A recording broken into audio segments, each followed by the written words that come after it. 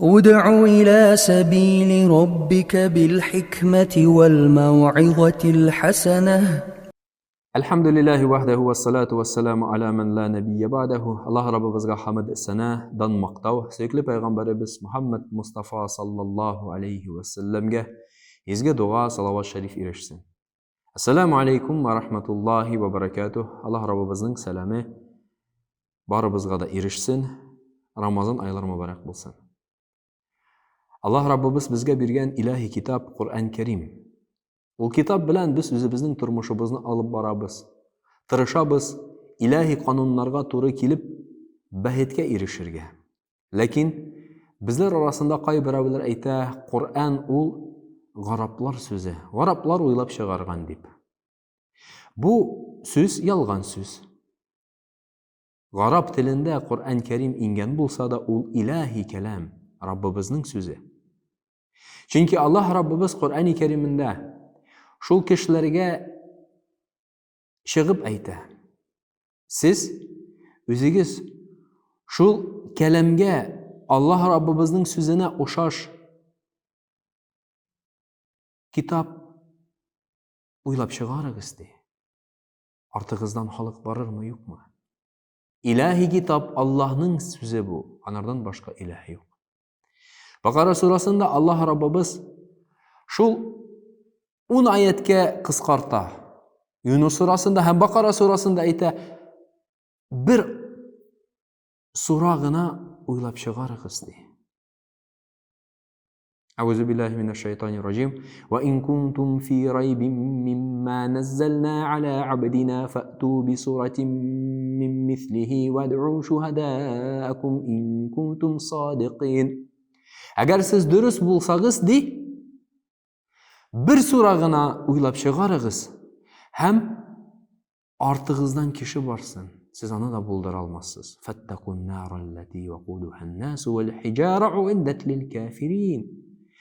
Kur'an'a inanmayan kişiler, Allah'a ışanmayan kişiler korksun diye cehennem utundan. Korksun diye cehennem utundan. Eğer indi Rabbimiz kitabı bulmasaydı, bu sözler aytılmaz idi.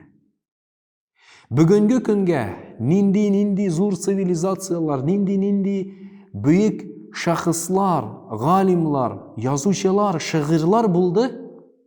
Bütünüsün jisakta. Bugünkü günge şu ilahi kitap kibik bir surada yaza almazlar. Bu ilahi kökten bizge Cide kökten levhul mahfuzga Beytül İzze'ga ingen. Beytül İzze'den Kadir kişesinde. Şu 23 yıl içinde Resul Ekrem sallallahu aleyhi ve sellem'ge ingen kitaptır. Bu ilahi kitap.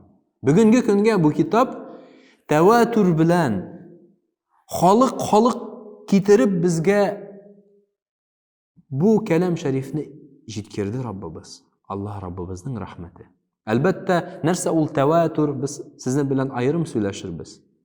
Nişe ul bizge indi ayrım söyleşir biz. Lakin mühimi mındani nerse bu ilahi kitap. Rabbimizin kelamı.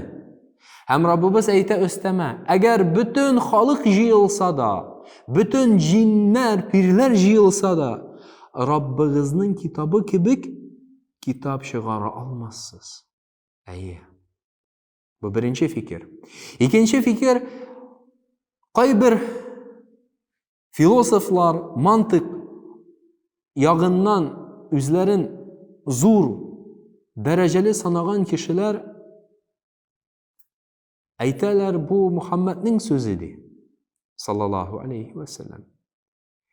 Şu kişiler ayta oku bilmegen, yaza bilmegen, bir kayda da 40 yaşına hatli şığış yasamagan bende Allah'ın ilçesi Muhammed sallallahu aleyhi ve sellem nindidir bir ilahi kitap yazgan. Kur'an-ı Kerim yazgan. Bu da yalgan fikir. Şuna östeme. Eğer Resul-i Ekrem sallallahu aleyhi ve sellem'nin 23 yıllık turmuşun karasak, hem bugünkü günge kalgan Kur'an-ı Kerim birinchi o'rinda musulmonlarga bo'lgan izgi kitob, ikkinchi o'rinda hadis. Onun söz beyleşin qarasak, Qur'an Kerimni eshitgach, sen ayta olasın bu Qur'an Kerim Allah'ın sözü. Resul Ekrem sallallahu aleyhi ve sellem'nin sözünü eshitgach, sen ayta olasın bunisi hadis. Peygamberimiz sallallahu aleyhi ve sellem'nin sözü. Ayye. Bu iki ayrım aybi. Elin indi kişi 23 yıl yaşayan turmuşunda bu psikologlar da ayta ala. Şu bir kitap Rabbimizden deyip aytirge mümkünlüğü bulgan. İkincisi benim sözüm deyip aytirge, benim hadisim deyip aytirge mümkünlüğü bulgan. Bu başka sığmagan bir nindidir aybir. Mantıkka sığmagan nindidir bir aybir. Şu an karata ilahi kitap, Rabbimizin kitabı. Anın turunda özü de Allah Azze ve Celle bizge Cibrail aleyhissalatu vesselam aşağı ayta, bu Muhammed'nin nindidir uylap çıkargan kitabı tügeyil. Bu Rabbimizin kitabı. Rabbimizin kitabı. Şu an karata bu fikirler uylap çıkargan fikirlerdir. Uylap çıkan fikirlerdir. Resul-i Ekrem sallallahu aleyhi ve sellem Rabbimizin rahmetin bizge tulasınca jitkirdi. Biz de Rabbimizin rahmetin Kur'an-ı Kerim'ni Kur'an ilahi kitap deyip alsaydık, şu ilahi kitabını okup bir-birimizge şu kelam-ı şerifni öğretip jitkirseydik. Aqulu qawli haza ve estağfirullah li ve lekum ve lisairil cemaatil muslimin innehu huves semiyul alim el cevadul kerim es semiyud dua'ul azim.